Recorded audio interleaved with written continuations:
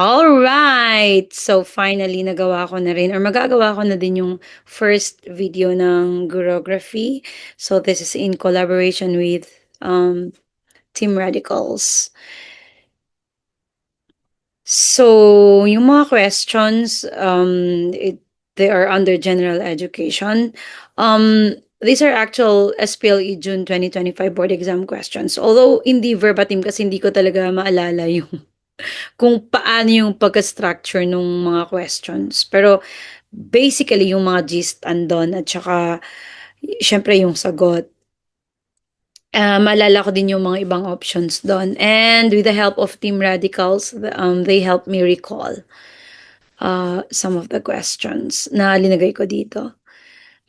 So, this segment, I call it Smarter Together with Miss KF kasi as I have mentioned, this is in collaboration with Team Radicals. Sila yung mga ka-study buddies ko and magagaling din sila. So, I will invite them also to share video discussions. All right? This is just 10 points, so mabilis lang siya.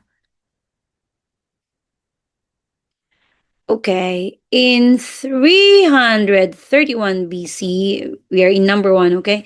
In 331 BC, Alexander the Great founded a city in Egypt. Which one is it? Wait, ilipat-lipat natin yung camera kasi, ayun. Alright, so the options, Macedonia, letter B, Istanbul, letter C, Alexandria, and letter D, Constantinople. So for every question, magbibigay ako ng 15 seconds para mag-isip kayo. And it starts now. Nasaan na yung... Ayun.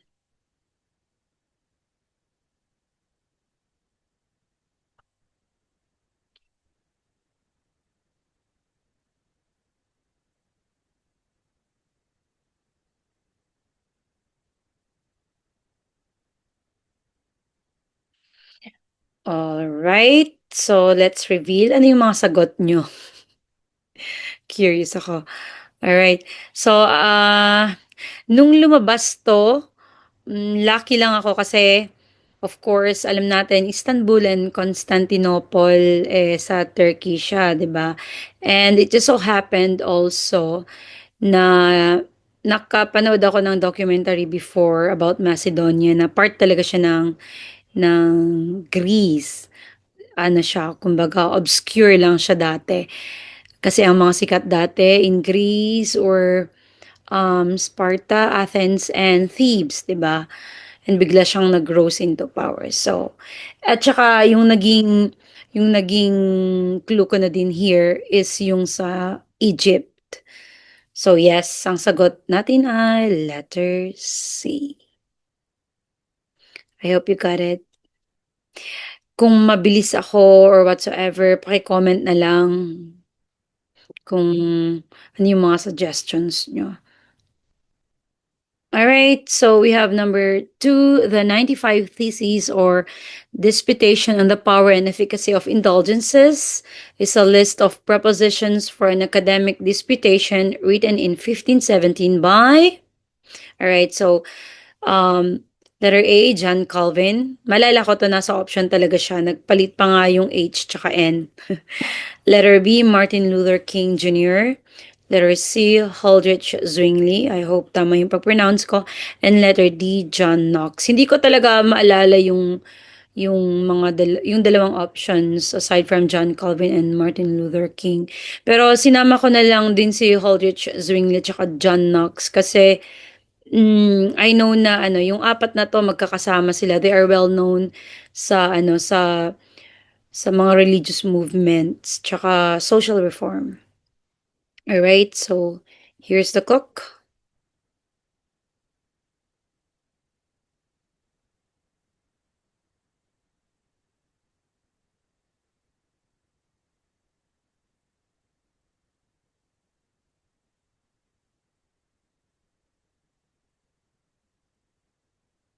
Okay, so anong sagot nyo? Yes, we have Martin Luther King. I don't think na nakasulat sa question yung disputation on the power and efficacy of indulgences. Parang pinaka-gist lang ng question is sino yung ano, yung gumawa nung or nagsulat nung 95 thesis. But linagay ko na lang din 'yan kasi yun nga na kung meron man ako natutunan sa pag-take ng board exam is para anything goes. So, maglagay-lagay lang ng mga facts diyan. Alright?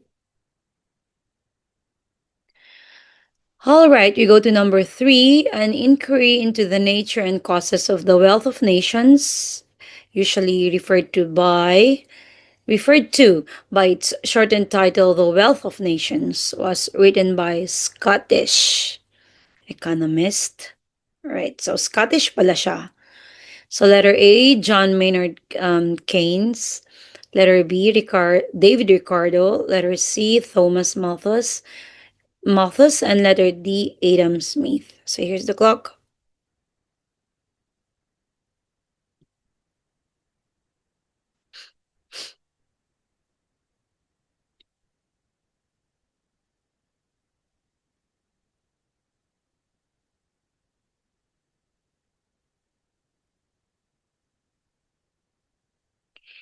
All right, so answer reveal. So it's Adam Smith. I was lucky enough kasi napadrill to dati ng isang ka-study buddy ko dun sa Team Radicals. Kasi dun sa Team Radicals, kung ano-ano yung pinag-uusapan namin. So, yon bigla tong lumabas. But eto, nag-Google na rin ako kung ano yung mga gawa ng mga ito. Kasi nung nagre-review ako, ang alam ko lang kay John Maynard Keynes is father of macroeconomics siya. Si David Ricardo sa comparative advantage. Si Thomas Malthus sa Malthusian theory. Pero ito yung mga ano nila, ito yung mga gawa pala nila. So, malay natin baka biglang lumabas. So, sinama ko na lang din. So, si John Maynard Keynes, kilala siya for the general theory of employment, interest, and money. Si David Ricardo on the principles of political economy and taxation. And si Thomas Malthus, an essay on the principle of population. Better screenshot nyo. Baka lumabas. All right, so we go to number 4. It is a form of Spanish folk dance that originated in Andalusia in southern Spain.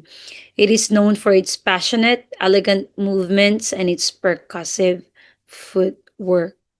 So it's Spain.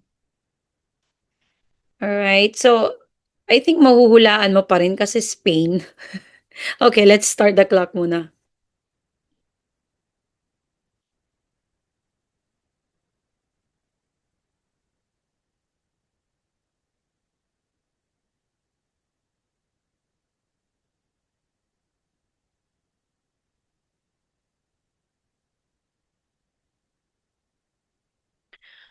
All right, so the answer is flamenco. All right. Uh, after ng exam, nag-Google ko kaagad 'to. Although I was kind of confident na flamenco talaga yung sagot. Nakita ko was it comes from the word fuego, means fire. Tapos ito daw yung one of the most passionate daw na dance in the whole world. Yun. Lumabas din tong kabuki. So this is from Japan. Tarantella. Tarantella. I think it's from Italy. I'm not so sure. I'm not so sure. Okay, so tsaka ko na siya isama soon ulit sa next discussion ko. But for this, the answer is flamenco. All right, number 5, Filipino cultural traits are often ambivalent, meaning every value has a potential negative counterpart. Yan. Gasgas na talaga yung word na ambivalent pagdating sa Filipino cultural traits natin. So which trait is most associated with a bloated ego or hypersensitivity to criticism? Ang malala ko sa tanong dito is yung bloated ego or selfishness ata.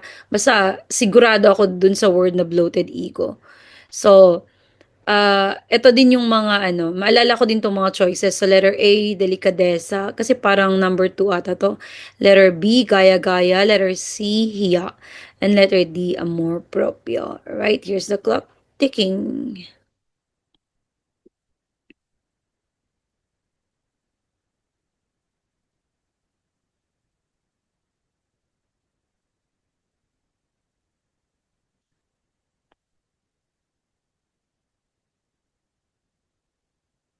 Alright. So, ang answer do'n is amor propio. Kasi yung amor propio, ang emphasis niya is self-love, parang gano'n, self-respect. So, siyempre 'pag nasobrahan ka ng self-love mo, masyado ka ng mayabang. You have a bloated ego. Madami diyan. Ayoko nilang mag-talk, char. Alright, number 6, though often mistaken as part of Mindanao, this province is actually part of Region 4B in northern Luzon's archipelago. So, here are the choices. Malala ko to, lahat to andun. Kasi may Maropa. Letter A, Mindoro. Letter B, Palawan. Letter C, Romblon. Letter D, Marinduque. Ito naman kaya ko lang din nahulaan kasi inisip ko yung Palawan, tawag dun, nasa southern part kasi siya. So, puwedeng, baka ito kasi ano, parang ang ano, part siya ng Mindanao pero Northern Luzon pala, parang gano'n. Ay, ba't ko nasabi yung sagot? Here's the clock.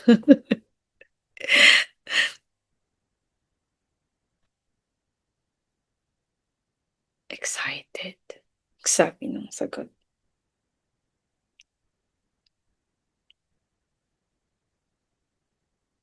Alright, and yes, Palawan. Nasabi ko na, eh, 'di ba, nasabi ko na.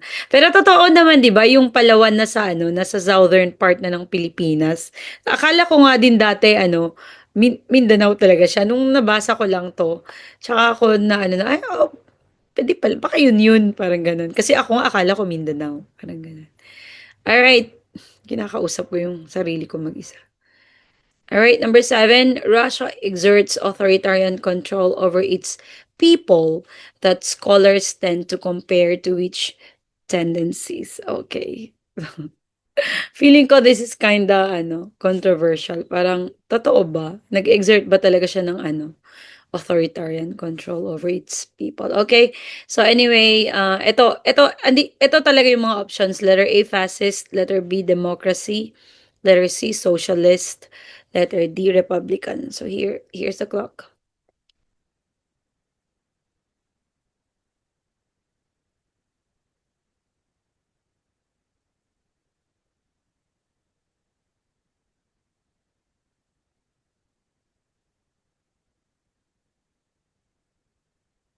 Alright, anong sagot nyo? Feeling ko na gets nyo to. Alright, yes, fascist. Fascist. Kasi, siyempre alam naman natin democracy, yun na yung kabaliktaran ng fascism, di ba? Ang socialist, more on yung government owning yung ano, owning yung mga production, 'di ba? So it has nothing to do with ano, authoritarian control. Tsaka of course yung Republican, yung may representatives. Meron tayong parang Pilipinas ano, 'di ba? We elect our representatives. So definitely this is fascist. All right. Yes, eto gasgas na rin 'to. I saw this question everywhere kasi mahilig akong makipag-mockboard tsaka gumamit ng mga online reviewer sites. So, gasgas na 'to. Tsaka obvious naman. So, which of the following is not considered as a Philippine folk dance? So, Kapa Malong-Malong, we have hip hop, we have singkil, and we have kinotan. Here's the clock.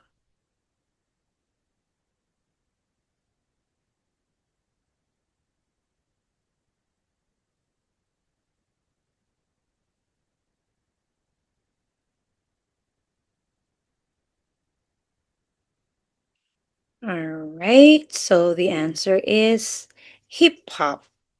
Kasi siyempre modern dance na siya, 'di ba? Very modern. Alright, so we go to number 9. Which kind of knowledge will you give least? Sorry. Mali pa yung spelling ko doon.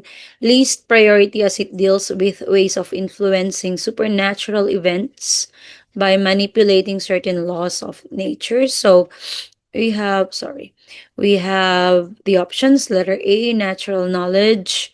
Letter B, supernatural knowledge.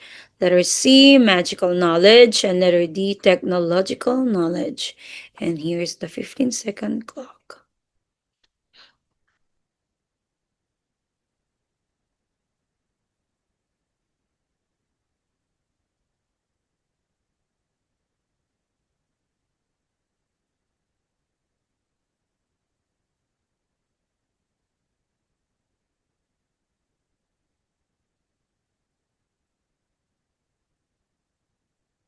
All right. So the answer is magical knowledge. Parang yung clue na lang lagi dito is yung pag dun sa clue is yung influencing supernatural events. So definitely hindi na siya supernatural knowledge kasi minamanipulate na nga niya yung ano yung laws of nature. Kasi yung supernatural knowledge is more on siya sa mga anitos, mga gods, goddesses, mga ganon. So, memorize nyo na lang to. Basta pagdating sa sa influencing supernatural events, yun na yun, um, magical knowledge na to. Iyon na yun. Alright, and the last one. Yun, namali ako dito. Christopher Columbus embarked on a westward voyage in search of a faster route to Asia. Which country commissioned him? Alright. So, dalawa lang talaga yung pinagpilian ko dito, pero mali pa talaga yung pinili ko. Parang maling tao lang.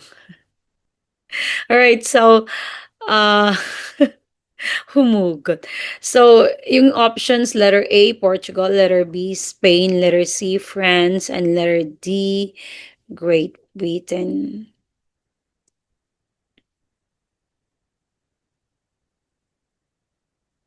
Here's the clock.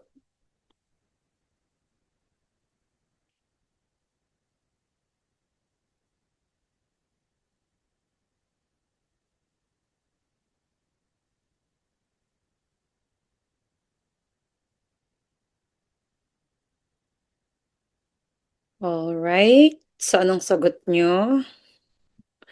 Alright, the answer is Spain. Yeah, ito yung pinagpilian ko was Portugal tsaka Spain. Pero nag-isip-isip ako, sabi ko parang mas sikat yung Portugal at that time. So yun. So yun, ligwak ako. So Spain kasi he was commissioned by Queen Isabella the First and King Ferdinand the Second. All right. Okay, so thank you po sa mga manonood dito and makikinig, and sana suportahan niyo po yung choreography, and I hope you can join yung page namin sa sa Facebook kasi meron kaming daily mock boards. Tsaka isa sa amin din sa Team Radical, si Sir Alfred Kent, meron din siyang free video lectures. Okay, thank you, and I hope you will gonna watch our second video. Thank you. Bye-bye.